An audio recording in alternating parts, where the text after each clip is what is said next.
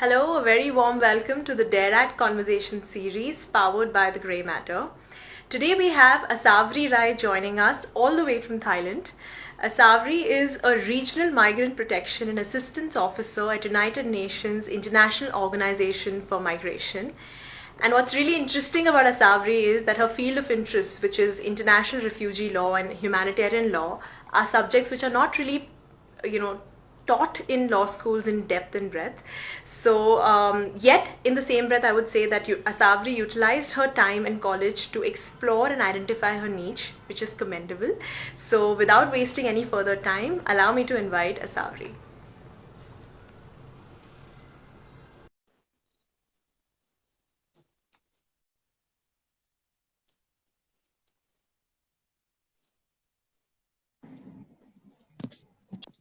Hi, Aasavri. Welcome to Dare Act. How are you doing? Hi, I'm good. Thank you for having me over.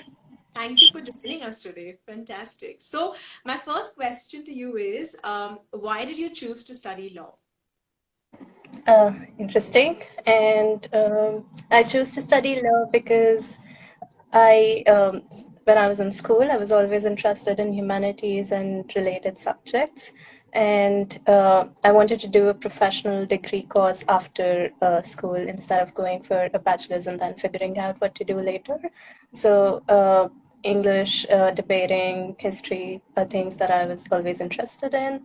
So that's why I decided to go for a law course right after school. So, law seemed like a fairly obvious choice. Yeah, it did. Okay, so you graduated from Delhi, NLU Delhi. Tell us how was your overall experience? And by that I mean not just the good times, but also the not so great times. Okay. So yes, I graduated from NLU Delhi in 2019, and in one word, the overall experience was great. But as you said, it has to be both good and bad times. So figuring out what to do professionally after school, and even within law school, what to do later, and it's not the same as school where you have people guiding you and there being constant advice from people. But so that would be one of the things that people struggle with, and I struggle with figuring out what to do and how to go about it. So, but how I went past it was researching a lot on the options that are available, the things that I like doing, and how to make the best out of it. So, I would just say that reading up a lot about areas that I'm interested in, and then talking to a lot of people, and then figuring out what to do next was great. So, And in terms of, sorry, no, no, I I was was just saying that in terms of being in Delhi, the good thing was that there are so many opportunities that Delhi presents you just by the virtue of being the capital. So there are a lot of options that people can explore, and I would say that it's even if it's not something that's strictly law related, there are other things that you can explore, and you should make the most out of it. so how did you start the internship process? Tell us what was the first internship you did, and how the trajectory changed eventually. Okay. So the first internship I did was with a high court lawyer, and how I started doing that was initially I wasn't sure what I want to be specializing in, and this is what most of my seniors advised me that in the beginning, just keep your options open and broad. Try figuring out what you like by doing a lot of things, and then in your maybe fourth and final years, figure out what you want to zero down on. So that's how I started. I interned with a few lawyers. I interned with an NGO. I was doing some field work at the Tihar jail in Delhi. Then, by the time I figured out that I'm not really interested in corporate law, and I was more interested in public law and human rights law. And after that, I was doing a moot court competition. It was on international criminal law. So that is not a subject that had been taught to us by the time I started doing it. And it's something that really intrigued me. So I started reading up about not just international criminal law, but also international law in general. And then I figured that it's a good intersection of human rights, international law, and that's where my interest in refugee law came about. So I interned with an organization called the Asian African Legal Consultative Organization. So it has member states from Asia and Africa, but the headquarters are in Delhi. So that was a great opportunity, I'd say, and that's how I got to know more about international law. It was a research-based internship, and then I realized that this is something I want to keep doing. But in addition to research, I also wanted to see how activities are implemented, how people are affected by the implementation of these activities, which is why I applied for an internship with UNHCR, the UN Refugee Agency, and yeah, so that was the beginning. This was in my third and fourth years once I had identified what I'm interested in, that I just started pursuing those things that I'd zeroed down on. Oh, nice. So, especially with these two internship stints, one at ALCO and one at United Nations Higher Commission of Human Uh, Rights, is that how you say it? no, it's the High Commissioner for Refugees. Yeah. Uh, yeah. Yeah. So in these two internships, it gave you a good blend of the research side as well as the operations. Tell us which one did you enjoy more, and also what responsibilities did you have under each of these roles? Okay. So I think I do enjoy research, but at ALCO, which was my first internship, it was great exposure, and that was my entryway into the system. So that was good. But as I said, that I also wanted to see how it intersects with people, how people are affected, and that's why at ALCO I was doing a research on one of the provisions in the Refugee Convention, the 1951 Refugee Convention, and I did a presentation and I got great inputs from the Secretary General. I also was a research assistant to him later on after the internship, so that was great, and he is a great mentor. So uh, that was something I enjoyed a lot, and I still enjoy my any advice that he gives me.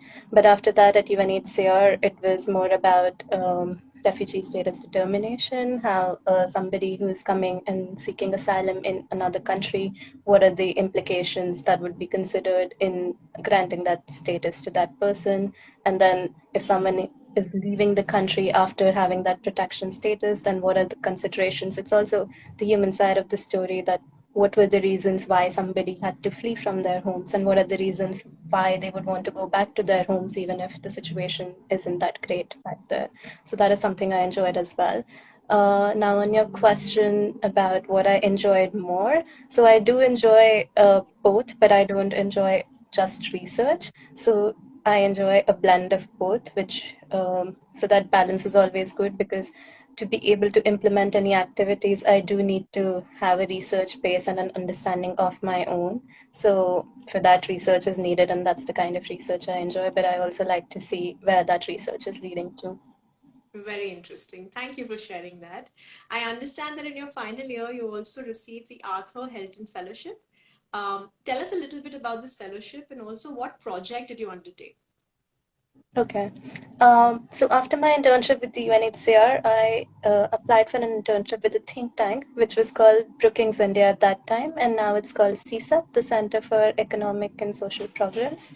So I also wanted to see how a refugee law translates into foreign policy, because India, as you know, doesn't have nas- a national asylum system or an asylum law, and we're also not a signatory to the Refugee Convention, but we still do host a lot of refugees. So I wanted to see the foreign policy aspect of it, and how are these decisions made? Is it on an ad hoc basis, or is it uniform? So that's why I applied for this internship, and it was a great insight. And I was also trying to see the legislative debates that have taken place, the Constitutional Assembly debates that took place. So I did an analysis from all the Constituent Assembly debates to all the Lok Sabha, Rajya Sabha debates, and all the Ministry of External Affairs, Foreign Affairs reports from 1945 to 2017-18.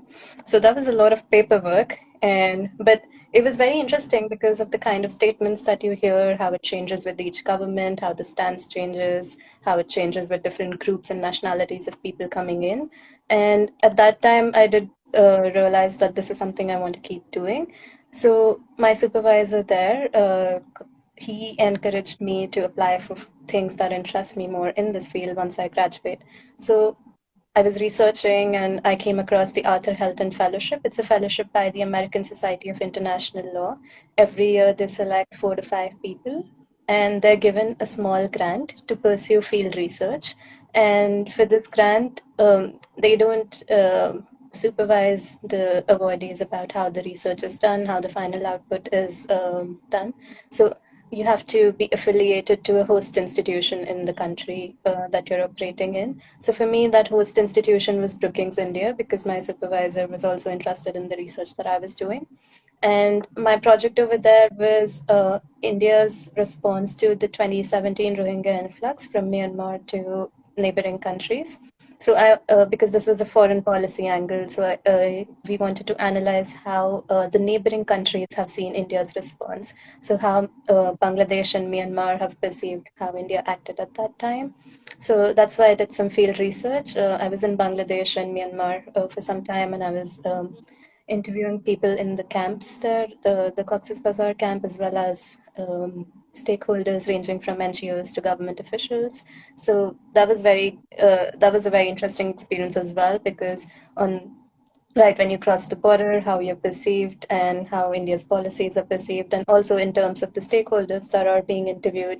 When you're talking to refugees, it's a different perception. When you're talking to NGOs and government agencies, it's a different perception. So I think it's also very important to have that kind of understanding to be able to implement any activities later, to know your audience, to know what their needs are and what they're looking for. So that is something that was a great experience in that sense. I'm sure it must have been a great experience. I didn't even know these things existed when I was in law college. So I'm glad you got to explore a lot beyond just, what the popular trends are when we're studying in school. So fantastic and job well done. So clearly you found your niche. You did your best in 5 years. You figured, humanitarian law, international refugee law is what you probably wanted to pursue. What did you do next? Mm. So yes, at that time I thought international refugee law is the niche and the dream that I want to pursue. But after that, I diversified my interests. I so when I was in the refugee camp at Cox's Bazar, I saw all of these other aid agencies that were operating within the camps, and I saw the work that was being done by WFP and by IOM. IOM is the agency that I work with now. So I was very impressed. And not saying that UNHCR and other agencies are not doing great work, but I also wanted to have more experience in terms of what other agencies are doing. So I applied for an internship with IOM. So now the problem with internships with international organizations is that they want a minimum commitment of 6 months if it's an international internship. So that's not really possible when you're in law school because it's a full-time commitment. You need to be there in person. So of course, with COVID, that has the in-person requirement is no longer there, but it's still a 95 full-time commitment. So that's why after graduating, I thought now is the time when I can explore this. So I applied for an internship with the regional office in Thailand, and I was here for 6 months. And yes, refugees were one area that they deal with, but the scope is much broader than that. So over here, because it's the migration agency, so everyone from labor migrants who move for work and might be vulnerable because of the kind of contracts that they're in or the working situation that they have, to victims of trafficking and migrants who are stranded in another country and do not have the means to return, or asylum seekers who apply for a status with UNHCR or the national authorities for the refugee status, but are not able to get that status, and then they're failed asylum seekers. So even they are extremely vulnerable. So those are the kind of things that my unit does at IOM. So I was here for 6 months after the fellowship, and then I was offered a job with the IOM India office. So I came back to India and I worked there for about 6 months. But then a vacancy opened up in the regional office in the unit that I was interning with earlier. And then I applied for that, and then I'm back here. So I moved to Thailand again in January this year. A little off route. How is it working at Thailand? So the experience has been different when during the internship and right now because the internship was before COVID and the job is during COVID. So Thailand, as you know, is completely reliant on tourism, and it's actually extremely unfortunate what has happened to the country now. Not just the restaurants and hotels and everything related to the tourism industry, but even things like convenience stores and ATMs have shut down now. So it's quite sad. But the less touristy Thailand and the no crowd is definitely a plus, not something I'll ever complain about. I'm sure. So, your role as a regional migrant protection officer, how would you describe your day? Like, how does a day go about? Okay, so there's no fixed task that would have at any single day. So I'm not working with the Thailand country office. I'm with the regional office. So the Asia Pacific regional base is in Thailand. So there are 40 countries under the regional office that we kind of manage or are in charge with or have to advise. So it could be anything, any request from any country. So depending on somebody might, so usually we have to approach donors for implementing any activities, and then we need donor approval and money for implementing any of those activities. So advising on how to approach donors, how to draft proposals, and in a way that human rights considerations are included, gender sensitive considerations are included. So that would be one of the things that that takes up a major part of my day. But then apart from that, there are other cases that might come up, like if there's a specific case of somebody who's vulnerable in a particular country, and then the country office wants advice on how to approach the authorities, how to best help this person in a way that they're not re-traumatized. So it just depends on the needs of the region on any given day. So when you say you work with different countries, does that mean help them with policies? Like you help government of those countries with establishing policies when it comes to migrants and refugees? Is that Yeah, if the country has a need for that and they come to us with that need, then we do. So India recently invited stakeholder comments for the draft trafficking in persons bill and for the immigration bill. So we did provide feedback on that. So it depends on what the need of the time is. So, so providing feedback on policies is one part of the job. very interesting? So can you share a few interesting instances or cases you've experienced till now? Anything you can Okay. share, which will not land you Uh, into trouble. Yeah, I can't be disclosing too many details, but what I like to talk about here is that when I was in law school and I was working with NGOs, and NGOs do great work and I have a direct impact on people that they're working with. But sometimes in law school, I used to have the activist stance that no, this is how things should be, and we don't care about what anyone else thinks because this is ultimately helping people. But then when you start working with multilateral organizations and you're consulting with governments and you have to take into consideration what their challenges and needs are, then you realize that it has to be a more balanced approach because with the activist stance, it might be able to help you out in the short term and it might be able to help someone out in the short term. But like you asked me about policies, when you're working with governments, you need to also ensure that the governments are listening to our considerations and they would only listen to it when it's something that is in their that is not something that they're opposed to. So finding a balance and advocating within what would be acceptable to them instead of just waiting for something that would be one of the more interesting things that I've learned on this job, to be able to balance the needs of the people versus the environment that we're operating in. Yeah, very well. Thank you for sharing that. Your space is interesting, but at the same time, it can be very demanding and emotionally draining, is what I think. Um, Tell us, uh, first, do you feel the same? And second, how do you keep up with the emotional demand that comes with the role that you currently hold? Yeah, that's a correct assessment, and it can be very emotionally demanding, especially when there are so many people who need assistance, and then we have only so many resources. Even if we want to help out everyone, as I was mentioning, our money comes from individual donors, so every activity that we implement has to be approved by the donor, and we even if we have unlimited funds, we cannot be helping out everyone. But that is initially something that I used to struggle with. Most people would want to help out everyone that reaches out for assistance, and that is something that used to bother me that, oh, there are people who want assistance, but we can't help them because maybe we don't have the staff capacity or we don't have the funds to do that. But then I realized that there needs to be a balance between that and also between professional and personal space. So knowing that at least what you're doing is helping out someone and that is making a difference for someone is also something that helped me balance the two. And it's just about, I think what a lot of other people have told me in the field. So I talked to a lot of people and asked them the same question: how do you deal with this? And they said, at the end of the day, you should know that what you're doing is in their best interest, and you're doing the best that you can, and you're advocating as best that you can. And then there are things that would be outside of your control, but that is something that you need to make peace with. Very well said. Thank you for sharing that. Um, what would you say have been your biggest learnings so far?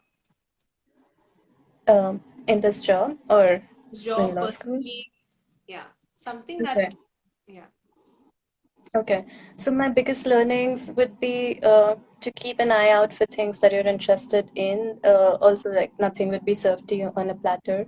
So just actively making that effort to look out for things and then applying for those things.